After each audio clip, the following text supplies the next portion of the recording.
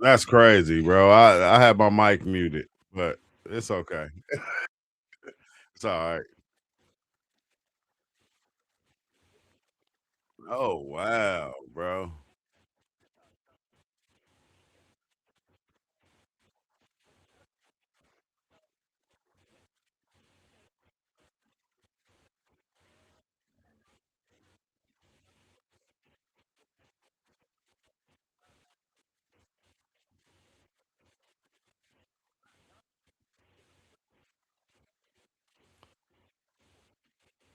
Which is crazy because I haven't heard of neither one of these people, and now which is wild. But I'm hearing them now, so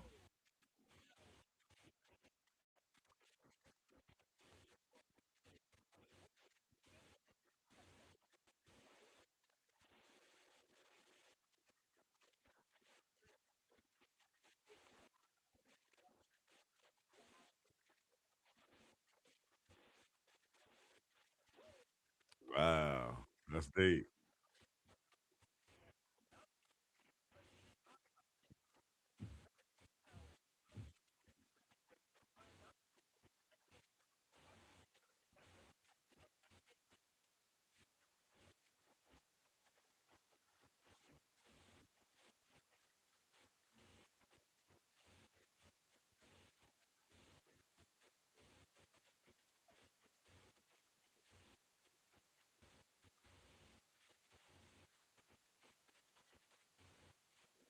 What they say? Because I don't know.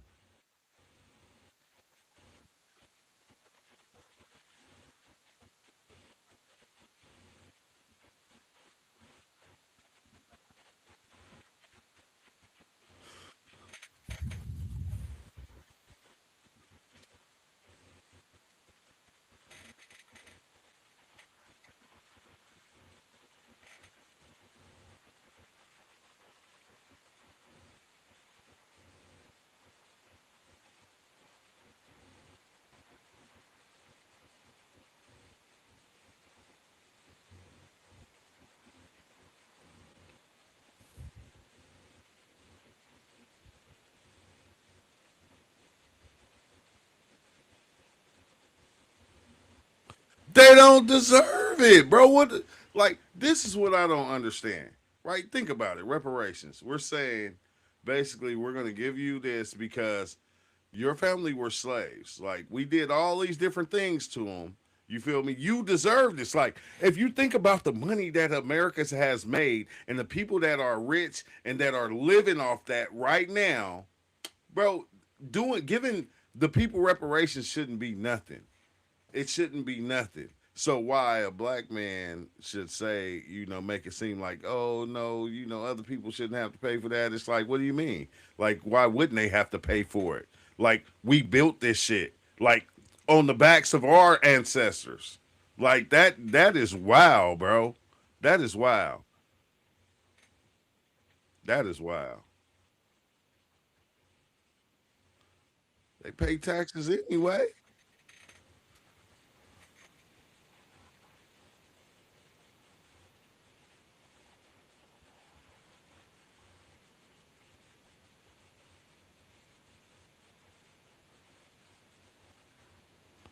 Wow.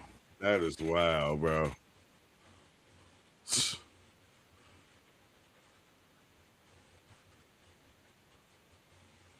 You said you can't hear the video.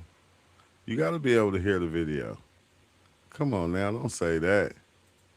He said just can't hear the video. Let me see. No, you got to because I got it. Damn. Like, it's there. So should be able to hear it.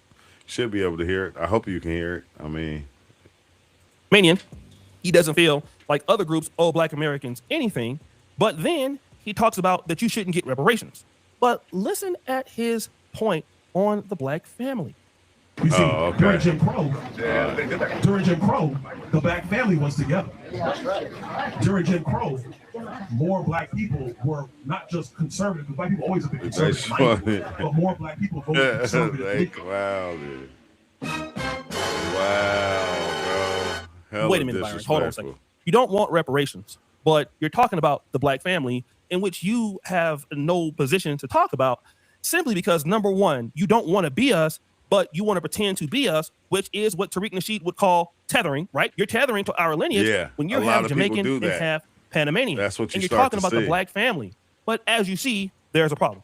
U.S. Representative Byron Donald says that during Jim Crow, black people were together. Black families specifically was together.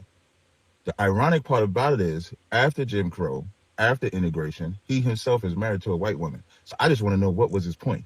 And Joy Reid wanted to know his point too, the sister interviewing. Shout out to that sister Joy Reid, because she says that she think interracial marriage affects the black household. And he tried to say, no, that's the great thing of being away from Jim Crow, because it doesn't. And not realizing that when black people knew we had black people, we stayed together.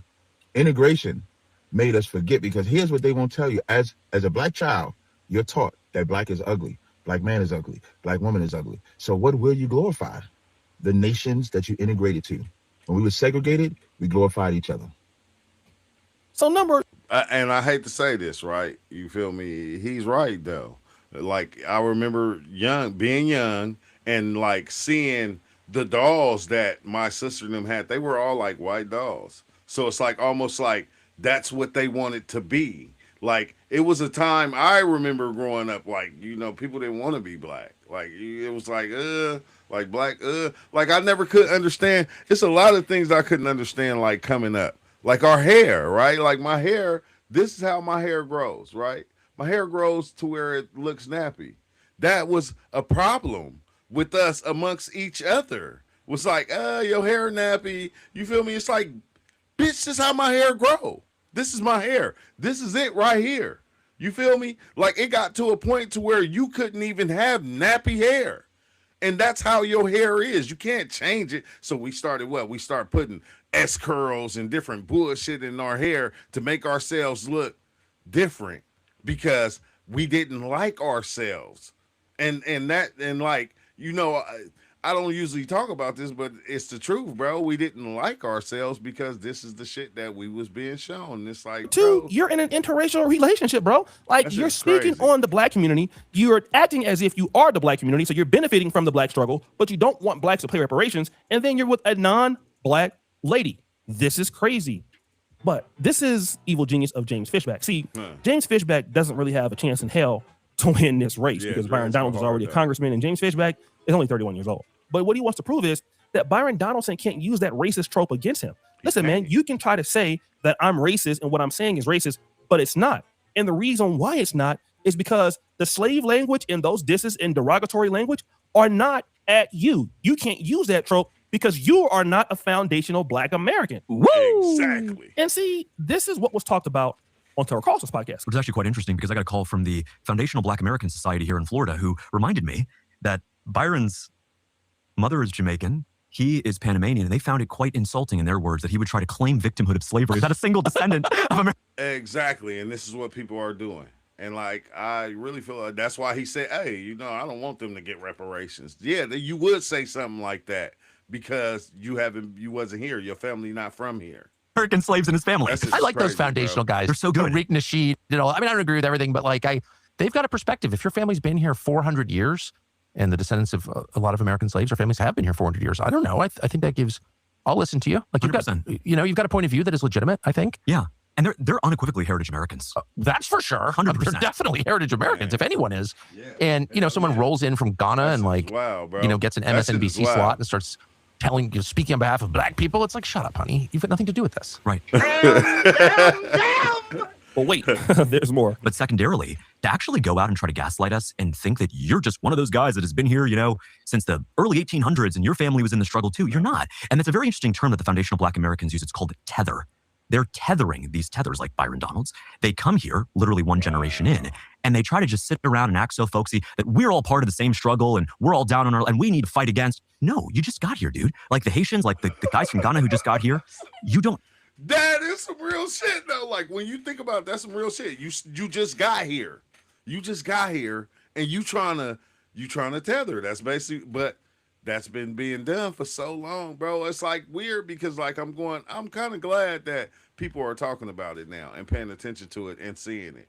Like and like I don't even be into this stuff, but I am now. I'm like Get to just be a part of our system and then lecture us about how our country went wrong. Now, James Fishback uses the term tethering. Now, it's interesting that this language would be positioned on Tucker Carlson's show. And again, Tariq Nasheed saw this post, shared this post, and said facts, #FBA. And of course, I'm in complete 100% agreement with what you're saying, but not everybody thought that way. That little clip should tell you everything that you need to know about so-called foundational Black Americans, or FBA, which is, in fact, the ideology. It's a movement, despite what those people say. The fact of the matter is, here you have a white supremacist, Tucker Carlson, a man who believes in replacement theory, this idea that white people are being replaced in this country. Here you have a man such as that co-signing FBA. That makes it clear that FBA is not some radical liberation movement or anything like that. It's not a movement that's going to empower or liberate Black people. All it does is divide people.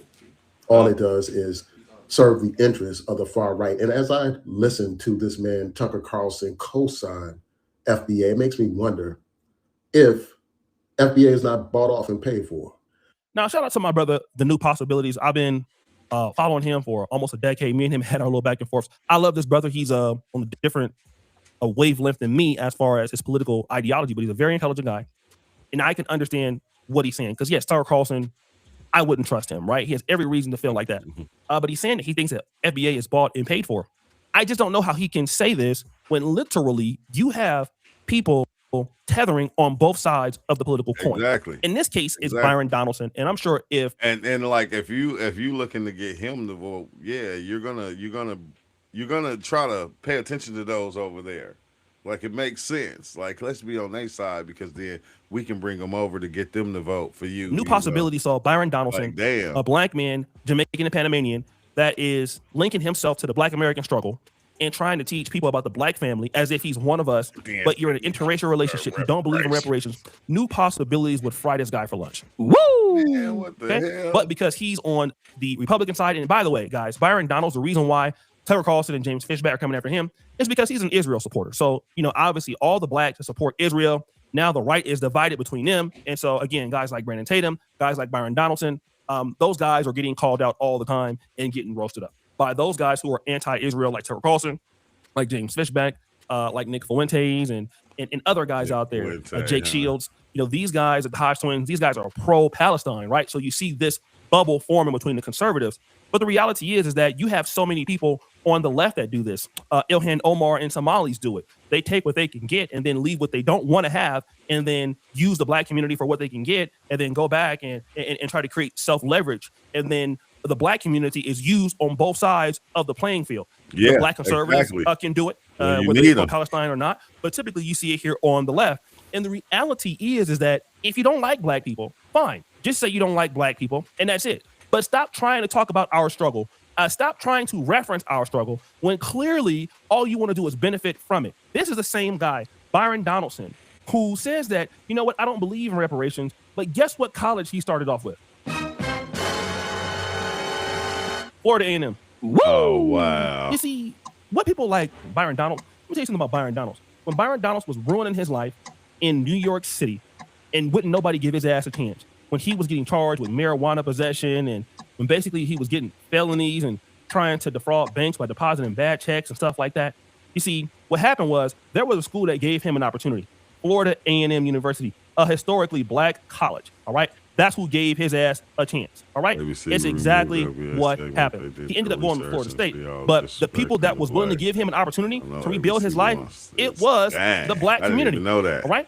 No matter how you want to slice it, it was the Black community. And this college was set up for Black Americans, such as myself, #FBA, and you as a Panamanian and Jamaican benefited from that. It allowed you to go across the street, literally, to Florida State University, because Florida State University wouldn't have dealt with you directly. So now you come and you crap on those same people who were there to help you in very trying times. And now what you're going to see is every time you get one of these guys that are anti-Black, anti-Black American, anti-FBA, well, see, all these guys got to do as a ploy is to try to call out the fact that you're not #Black American. So I can go ahead on and call you these names, call you a slave to your donors, call you a slave to the Israel camp. And if you try to come back and say that that's racism, well, guess what? You can't call racism because you're not a part of hashtag FBA. Woo! Man, you are for not real, like them. you're not. You don't deserve to be in the same You're category not. as them. You just got here. You're And so not. now what they're going to do is Tethering, weaponize that particular wow, language bro. against these guys who are pro-Israel, against these guys who are on the left. The right is going to use this and try to get the black vote and saying these guys are not That is from here. deep. Again, it just goes to show you the power of the organic reach of the grassroots. It just shows you guys. So guys, what do you think it should be? Exactly. We think this is a dope ass video you just did here, O'Shea. I ain't even gonna hold you, bro. Make sure y'all check out O'Shea Duke Jackson. Yo, dang, I thought I was subscribed to your channel, bro. I'm sorry about that, but no, damn, that's hella interesting because it's weird how and it's always been like that. You got people that come from another country, they look down on us as black folks, but they use our struggle. It's like, oh, well, my people, no, your people did not go through any of this that ours went through. You feel me? And it's weird because they do it and they don't get no backlash from it. They don't get no backlash ever from it at all. So I'm kind of glad that, even though like even me, I don't follow everything that the FBA is saying or doing, and I probably don't believe it all, but at the same time, I said, man, they on to some shit. You feel me? Because this has been going on for a long time, and we putting a stop to it.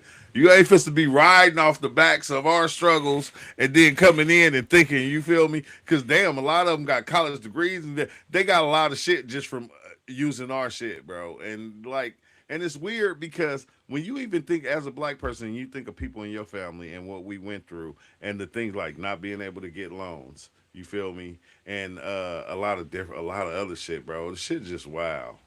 You feel me? But that shit was given to them because they were immigrants. So they had the option to get it. The things that we couldn't get because we were black. And now, it's like they kind of play the field. They're like, when they need to be black, they black. When they don't need to be black, they not black. It's like what's the name said, everybody want to be a nigga until it's time to be a nigga. You feel me? And that shit is some real shit. FBA needs to get rid of the tethers in their political circle first.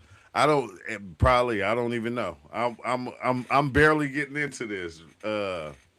Was that Spoin Star? I'm barely getting into this. I'm barely starting to see this stuff. So the more I see, I see what you're talking about. It's gonna pop up, and then you're gonna have me mention it. I'm gonna be mentioning it in another video. Hey, this is what he was talking about, which is crazy because the ones that are into this, as you say certain things, like it'll pop up.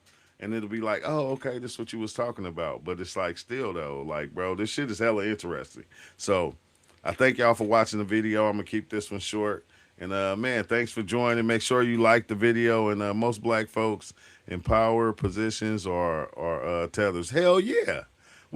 That's what we know for a fucking fact. I hate to say it. We know that for a fact. You feel me? Look, put it like this. I'm going to tell you this is what we don't understand, though. Also, a lot of us ones that start giving this information and we get real big, yeah, we become the same thing. We get drafted. We get drafted into the organization and our shit change. Watch, you're going to see a lot of people, once they get real big on shit, their whole view of everything going to change. It's going to kind of be the same in order to keep you there, but it's going to change, bro. And I hate to say it. That's just how it works.